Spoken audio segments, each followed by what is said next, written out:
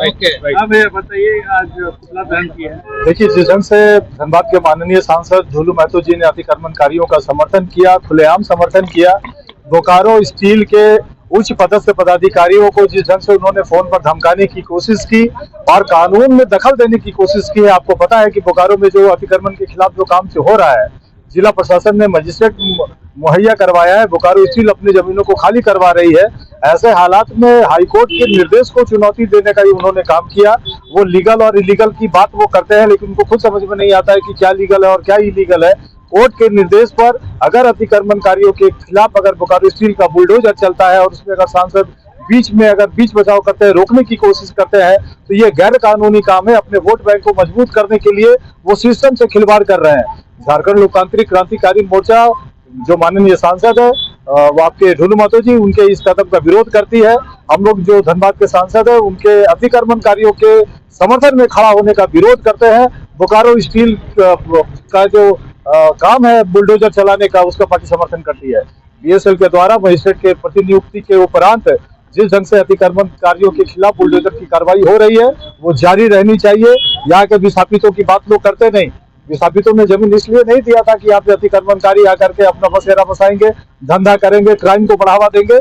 हम लोग इतना कहना चाहते हैं कि विस्थापितों की हितों की अनदेखी करके अतिक्रमणकारियों को बढ़ावा देकर किसी खास पॉलिटिकल पार्टी के वोट बैंक को मजबूत करने का सांसद का ये तरीका अशोभनीय है, दुर्भाग्यपूर्ण है। हम लोग इसकी आलोचना करते हैं। सांसद का मंसूबा क्या? सांसद का मंसूबा अपने वोट बैंक को मजबूत करना है और ये उनके अंतरात्मा से नहीं आई है। अगर अंतरात्मा से अगर आती तो शुरू में जब कार्रवाई हो रहा था वो 4 दिन तक चुप क्यों थे? उनके ऊपर उनके पार्टी ने दबाव बनाया कि वोट बैंक की राजनीति कीजिए, बाहरी लोग भारतीय जनता पार्टी को वोट देते हैं, आप अपने वोट बैंक की भी चिंता कीजिए, पार्टी की भी चिंता कीजिए।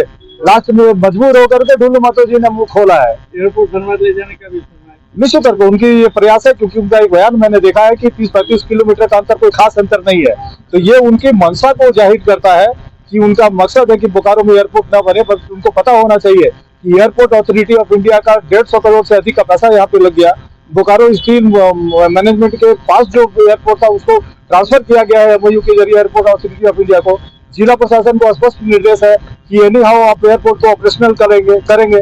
12 मोड़ पे जो मीट मुर्गा का जो दुकान था उनको रोक दिया गया है, उनको बंद करवाया गया है। जिला प्रशासन पूरे मजबूती के साथ एयरपोर्ट को ऑपरेशनल करने की तैयारी कर रही है।